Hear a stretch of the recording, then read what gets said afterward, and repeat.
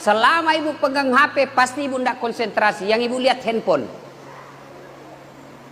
Saya mau lihat Ustadz, gampang. Caranya, ini bersih gambarnya, suaranya jernih. Gimana caranya? Itu kan ada kameramen saya. Direkam. Gimana caranya Ustadz? Putar di YouTube.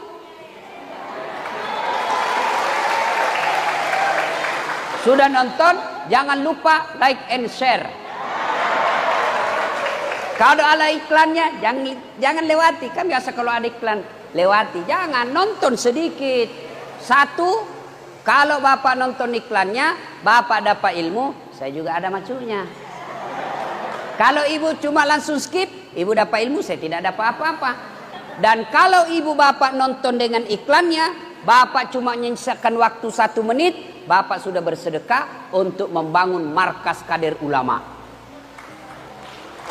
Karena yang ada dalam YouTube itu bukan saya ngambil, ditabung untuk kita bangun markas kader ulama. Bapak Ibu kalau lewat itu dari jalan Tamalandrea, dari BTP tembus ke Talasak City, ada di situ akan dibangun masjid Bakti Dasat Latif untuk umat. Itu di YouTube. Bukan saya ngambil, bukan. Saya cukup dari travel saya untuk hidup saya. Tapi dari mana? Ibu Bapak, nanti kalau bikin markas kader ulama, bukan pesantren. Apa yang saya mau bangun? Saya mau bikin markas kader ulama yang mubaliknya bikin orang tidak takut beragama.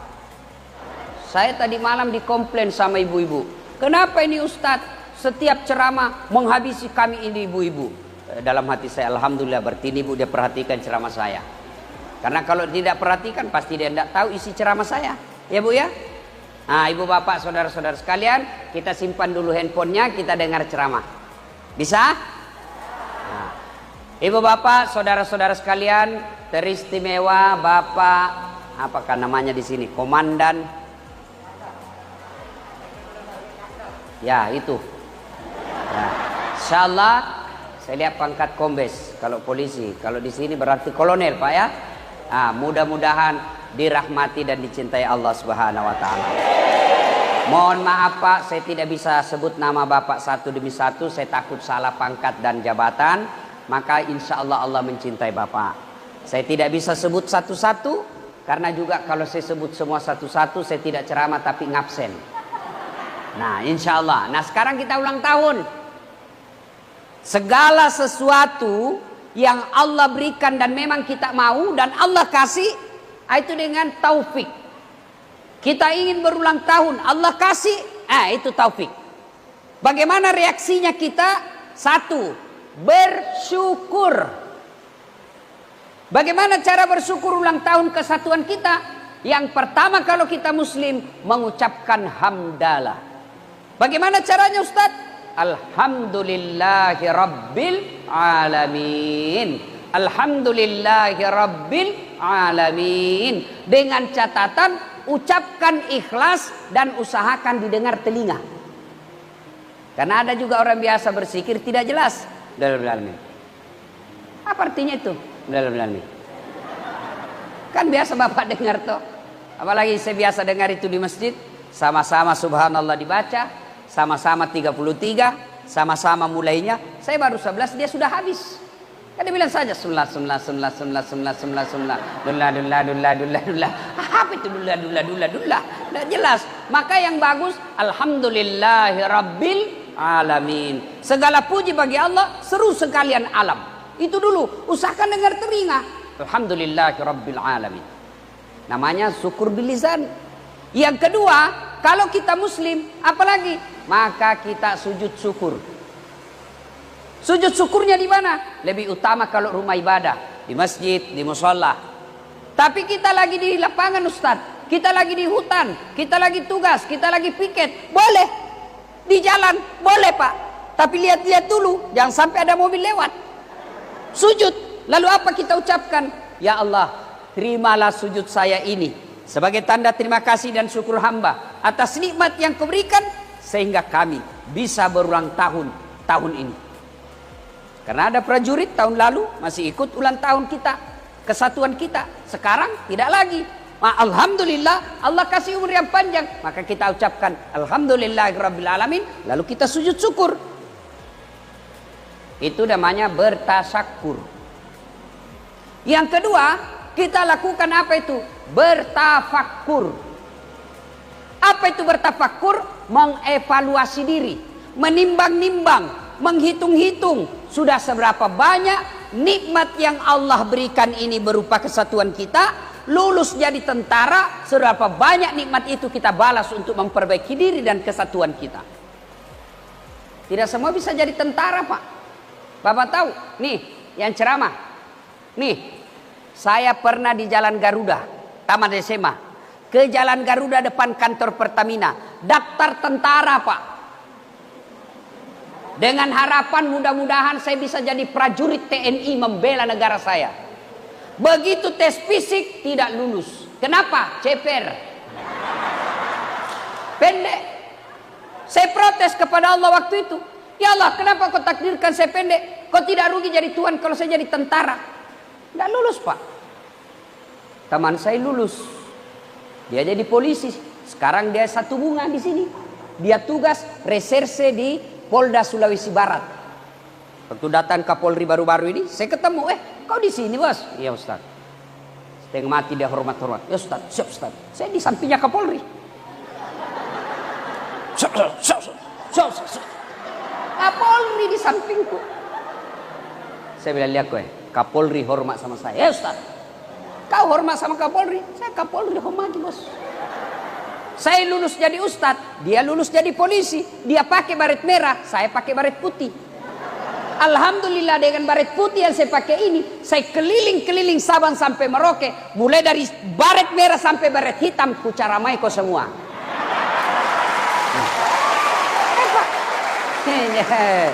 Ya, Pak. Berarti saudara-saudaraku sekalian yang lulus jadi prajurit TNI, syukuri. Tidak semua diberikan. Ada juga yang lulus, Ustaz. Tapi ada pesepe-sepe. Nah, ada pelicin-licinnya dulu. Sekarang tidak ada lagi. Kalau kau beleng-beleng, tidak mungkin kau lulus. Ya. Nah, cara mensyukurinya, gimana caranya? Syukuri dengan cara apa? Jadilah prajurit yang baik. Prajurit yang baik itu laksanakan Sabta Marga. Itu aja rumusnya. Yang kedua, itu sebagai tentara, laksanakan Sabta Marga, selesai urusanmu sebagai prajurit. Lalu sebagai makhluk Allah, Allah kasih kita sebagai tentara, itu atas izin Allah. Lalu gimana cara mensyukurinya? Banyak beribadah kepada Allah. Ibadah apa? Tidak usah dulu yang ribet-ribet, tidak usah dulu yang neko-neko. Yang paling fundamental dulu, yang paling asasi dulu, yang paling dasar dulu. Apa? Haji. Bukan, haji perlu modal, Bos. Ngantri puluhan tahun. Apa, Ustaz? Puasa agak berat, 1 kali aja 1 tahun, 30 hari menunggu. Lapar dan dahaga. Zakat perlu modal. Lalu apa dulu yang paling mendasar? Harus kau kerjakan 24 jam 5 kali. Apa? Sholat 5 waktu. Kalau kau bersyukur ulang tahun Bengdam sekarang ini, maka evaluasi bagaimana sholatmu selama ini. Di sini ada komandan kita. Apa sih namanya di sini, Pak? Kalau komandannya di markas ini? Bekangdam. KB Kangdam. Beliau ada pasti ajudan. Ada yang mana, Pak? Ini atau ini, Bapak? Ya, Pak. Bapak punya ajudan kan? Punya. Kira-kira Bapak kalau panggil ajudan, ajudan? Mana ajudannya itu? Kalau kau dipanggil, langsung kau lompat toh? Ajudan, siapa? Biar dia lagi makan telur asin, dia telan juga. Siap komandan, perintah. Iya toh? Iya. Bos, ajudan. Kira-kira kalau dipanggil bisa kau, ajudan, tunggu dulu komandan. Mana kau berani? Ya, dia itu komandanmu, jelas strukturnya. Tapi kalau istrinya komandan, bisa kau tolak? Wah, lebih takut lagi, Ustaz. Kalau istrinya komandan, betul tidak ada pangkanya, tapi Ustaz lebih tinggi pangkanya dari komandan. Ayo. Ini prajurit. Mana ada yang tidak takut sama istrinya di sini? Orang takut sama istrinya di sini. Nah bilang sebenarnya kami Ustaz tidak takut sama istri. Cuma ini istri kalau ngamuk Ustaz dia datang ke istrinya komandan. Dan komandan juga takut sama istrinya. Iya bos. Nah ayo saudaraku para prajurit TNI. Nih ajudan. Berapa lama beliau di sini? Paling lama 2 tahun. Pindah lagi. Tapi begitu takutnya kita sama komandan kita. Mana ada prajurit dipanggil. Ajudan. Tunggu dulu komandan. Sini cepat. Bapak anda lihat saya sibuk. Diinjak kakimu bos. Padahal beliau ada pensiunnya. Ada mutasinya. Tapi begitu takutnya kita sama komandan.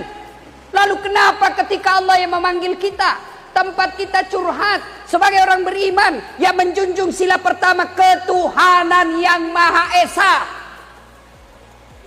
kita sudah berikrar la ilaha illallah Muhammad Rasulullah, tidak Tuhan selain Allah, Tuhan semesta alam, tidak boleh disembah kecuali Allah. Lalu ketika kita dipanggil hayya 'alas shalah, hei prajurit, rumah tanggamu lagi masalah, sini saya selesaikan masalah rumah tanggamu.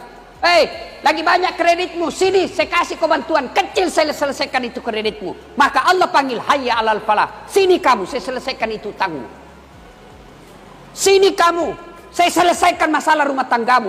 Itu Allah yang panggil hayya 'alal falah. Bapak tahu artinya hayya 'alal falah? Sini saya kasih kau kemenangan. Itu Allah ajak. Sini minta sama saya kasih kau.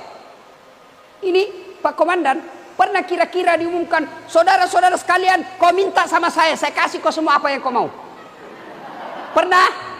Pret. Paling yang dikasih yang dekat-dekat. Kau butuh apa dek? Tapi jangan banyak-banyak. Allah makin banyak kita meminta, makin dia senang. Makin kita minta setiap saat, makin Allah senang. Kok bisa Ustaz? Karena Allah tahu kalau kau mau minta berarti kau butuh sama saya, berarti kau akui kau hamba. Allah katakan ud'uni astajib lakum, minta kau sama saya. Ada masalahmu, sini saya selesaikan. Itu janji Allah, bukan janji caleg. Kalau caleg yang ganti la haula wala quwata illa billah. Andai boleh saja kita dijanji surga pun dijanjinya. Pilih saya, sama-sama kita anggota. Saya prajurit pensiunan, pilih saya. Ini kartu saya, ada masalahmu kau telepon saya 24 jam. Begitu terpilih, dia ganti nomor HP-nya. Ayo. Maka yang paling asasi kalau kita bersyukur kepada Allah, you sujud deh, perbaiki solatmu. Kecil buat Allah dapat kita jadi perwira, kecil buat Allah selesaikan masalah rumah tangga, kecil buat Allah adakan ekonomi kita lebih baik. Buat Allah kau sholat saja. Kita selalu mengadu, ya Allah mudah-mudahan masalah rumah tangga saya selesai. Ya Allah mudah-mudahan ekonomi baik. Ya Allah supaya saya bisa sekolahkan anakku yang baik-baik. Ya Allah mudah-mudahan rezekiku terbuka supaya saya bisa bangun rumah yang lebih bermartabat. Allah dengar semua itu doa. Maka Allah menjawabnya, hayya 'alal falah, sini saya kasih apa yang kau minta. Prajurit saja tidak berani, ajudan saja tidak berani katakan tunggu. Lalu kenapa ketika kita hayya 'alal falah, sini saya kasih kau apa yang kau minta. Tapi apa jawaban kita? Tunggu, lagi sibuk. Tuhan kita suruh menunggu. Wajar 30 tahun jadi prajurit TNI tidak bisa lepas dari kredit. Jangan ketawa, saya seduh sini bos. Ayo. Maka ibu bapak saudara-saudara sekalian, kalau ada masalah dan bersyukur ulang tahun kali ini, yuk abdikan diri kepada Allah melalui sholat. Apa sih susahnya sholat pak? Apa susahnya sholat? Tolong bapak-bapak TNI ini, jelaskan saya, kenapa bapak tidak sholat? Ayo jelaskan ke saya. Apa? Coba apa susahnya sholat? Saya tidak tahu bacaan sholat Ustadz. Wala tayassumir rauhillah, jangan kau putus asa.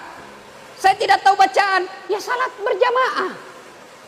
Asal salat jamaah, kalau imam sudah baca, makmum diam saja pak. Bapak diam saja, tidak usah baca apa-apa, sah.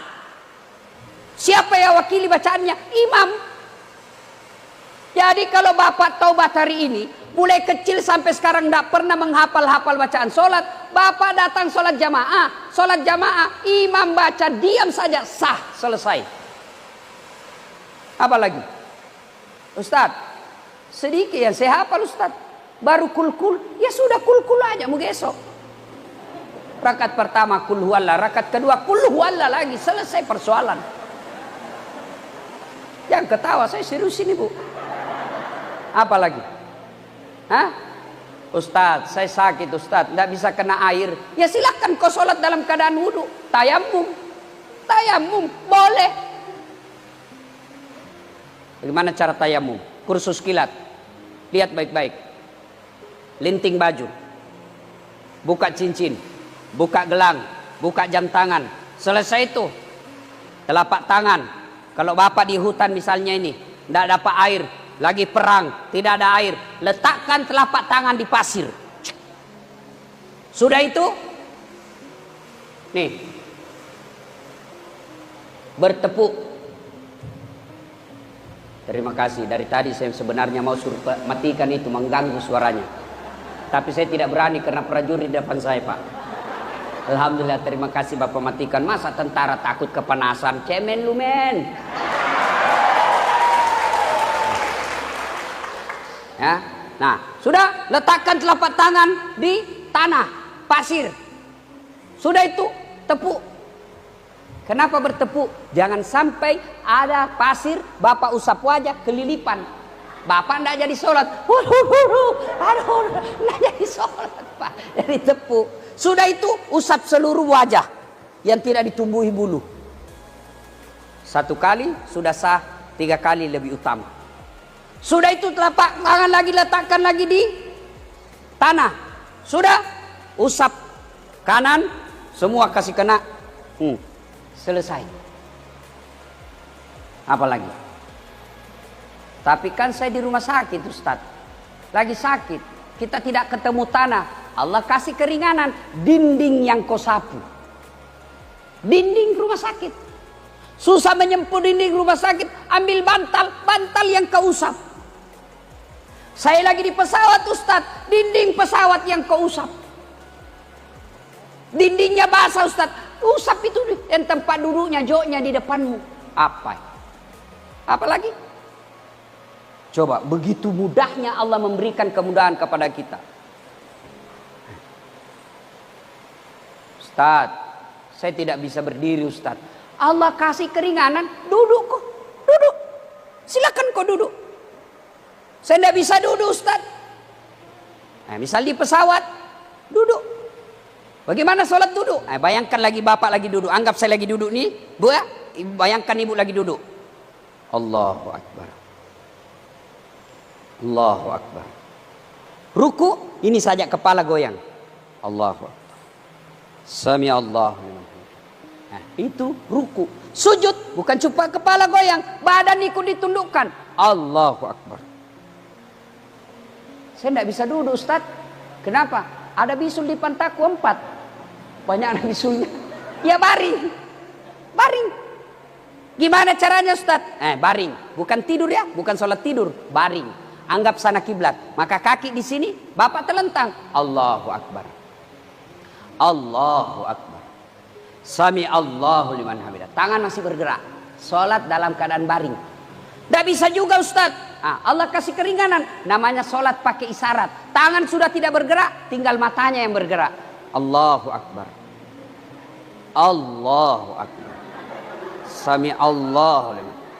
Jangan ketawa, serius kayak ini Bu. Diajari sholat dan ketawa lagi. Memangnya saya stand up komedi? Saya juga tidak bisa. Tidak bisa juga itu Ustaz. Ya sudah, namanya sholat dalam hati. Mata sudah tidak bergerak, bibir sudah tidak bergerak, semua dibaca dalam hati. Bayangkan lagi ruku, baca doa ruku. Bayangkan lagi sujud, baca doa sujud. Bayangkan lagi duduk di antara 2 sujud, baca duduk di antara 2 sujud. Selesai. Tidak juga bisa begitu Ustaz, sholat dalam hati. Gampang, ambil kain putih, bungkus, bawa di kubur. Selesai persoalanmu. Nah, ibu bapak, saudara-saudara sekalian, bersyukur kalau kalian muslim, sempurnakan ibadah. Yang berikutnya, cara bersyukurnya adalah memperbaiki hablum minan nas, hubungan kepada sesama manusia. Kalau bersyukur kepada Allah, mari menyempurnakan hubungan kita kepada sesama manusia. Kepada siapa? Yang pertama dan utama kepada istri. Dengar bapak-bapak prajurit, kalau bapak bersyukur ulang tahun kali ini, muliakan istri. Karena kita bisa bekerja dengan baik karena ada istri yang ngurus kita. Nih Dasat Latif, bapak pikir saya yang hebat? Tidak. Siapa yang hebat? Karena istri saya kasih saya tenang. Bayangkan kalau istri kasih kacau saya lagi bikin konsep, dia kasih nangis anaknya, tapi ganggu bapakmu. Ganggu, tarik itu kertasnya. Mana bisa konsentrasi? Saya mau pergi ceramah, konsep sudah jadi, ayat dan hadis sudah lengkap, bagus naskahnya, saya simpan di jas. Kalau dia marah, dia curi saya punya naskah. Sampai di lokasi, Allah Subhanahu wa taala berfirman. Allah, dia kerjai lagi saya istriku ini. Coba Pak, kalau istri protes, mana bisa kita kerja dengan tenang kalau istri tidak bantu kita? Kita sudah sampai di tempat tugas, istri menelpon, cepat kau pulang, anakmu ini nakal betul, cepat kau pulang. Saya punya anak. Maha benar Allah ketika berfirman, anak adalah mengambil jiwa kita. Saya kalau istri saya sakit Pak, tidak terlalu terpengaruh saya punya jiwa. Tapi ketika anak dibilang sakit, rasanya saya mau langsung pulang. Dan siapa yang ngurus anak kita? Ini istri. Maka kalau bapak bersyukur dengan pekerjaan di sini, muliakan istrimu. Pulang, belikan cincin. Jangan juga mengharap emas. Yang penting cincin. Baru setelah kasih cincin bilang, Mam, salam apa ini Bu? Hah? Nah itu, percaya mau dapat ini harus ada begini. Tidak ada begini, tidak ada begini. Maka muliakan istri. Ulang tahun bersyukurnya adalah muliakan istri. Pak, dengar ini bapak-bapak. Lihat itu istri kita. Lihat. Masih ingat waktu menikah? Masih. Siapa yang hamil melahirkan istri kita? Siapa? Siapa yang melahirkan? Dari kandungannya siapa? Ibunya. Siapa yang melahirkan? Ibunya. Siapa yang susui? Ibunya. Siapa yang didik dia halal haram? Ibunya. Siapa yang ngajari jalan? Ibunya. Siapa yang sekolahkan dia? Ibunya. Lalu baru kenal dengan seorang lelaki, baru 2 bulan ta'aruf dekat, dinikahi. Dan siapa yang diikuti istri kita? Siapa? Suaminya. Dia tinggalkan bapaknya di kampung.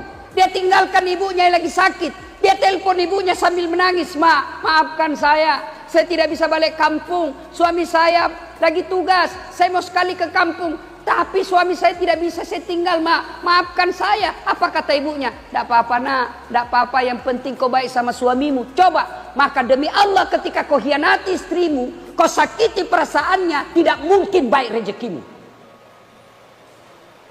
Ini istri kita. Dia tinggalkan keluarganya, dia tinggalkan tanah kelahirannya, dia tinggalkan saudara-saudaranya, pergi mengadu nasib dengan suaminya yang belum tentu suaminya hormat sama istrinya. Maka pantas ketika Nabi mengatakan, bukan bagian dari umatku suami yang tidak tahu memuliakan istrinya. Kalau bapak bersyukur ulang tahun kali ini, muliakan istri. Kembali nanti, sayang, maafkan saya hilap selama ini. Ternyata kamu luar biasa peranmu dalam memuliakan saya. Kan biasa kita laki-laki ngomongnya ngawur. Merasa apa loh? Saya yang cari duit, saya setengah mati menghidupi. Kamu ndak punya ngapa? Bapak kalau gaji istri, Bapak tidak bisa bayar itu sebagai tentara. Berapa gaji paling mahal di sini? Anggaplah 10 juta. Tidak cukup membayar istri. Ayo, contoh, berapa biaya cleaning service 1 tahun? 1 bulan, 1 bulan. Berapa gaji cleaning service kalau UMR di Makassar minimal 2 juta? 2 juta Pak. Sudah tinggal 8 juta uangnya Bapak. 2 juta. Cleaning service. Apalagi? Ibu kan dia cleaning service Pak. Dia bersihkan semua satu rumah.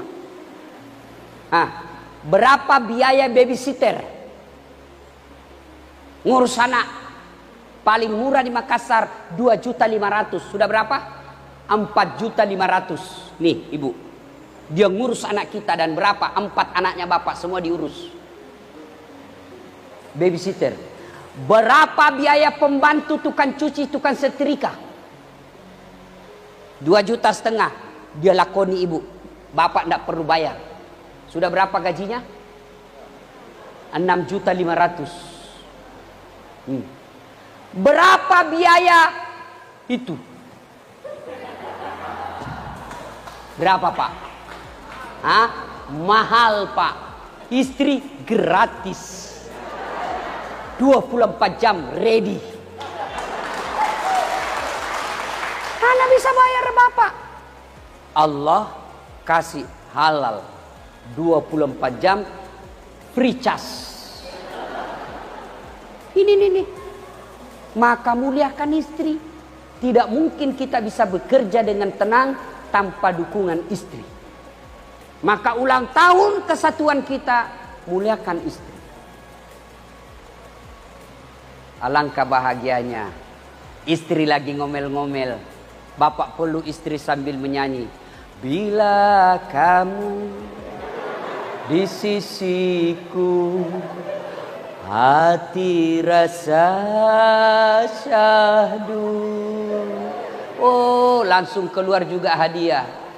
Satu hari tak bertemu, hati rasa rindu. Sayang, tadi saya lewat di jalan Sombaopo. Ini ada cincin saya belikan ki. Inilah tabungan saya selama 3 tahun. Saya belikan kau cincin permata hatiku. Langsung keluar servisnya Pak. Nyaman sampean.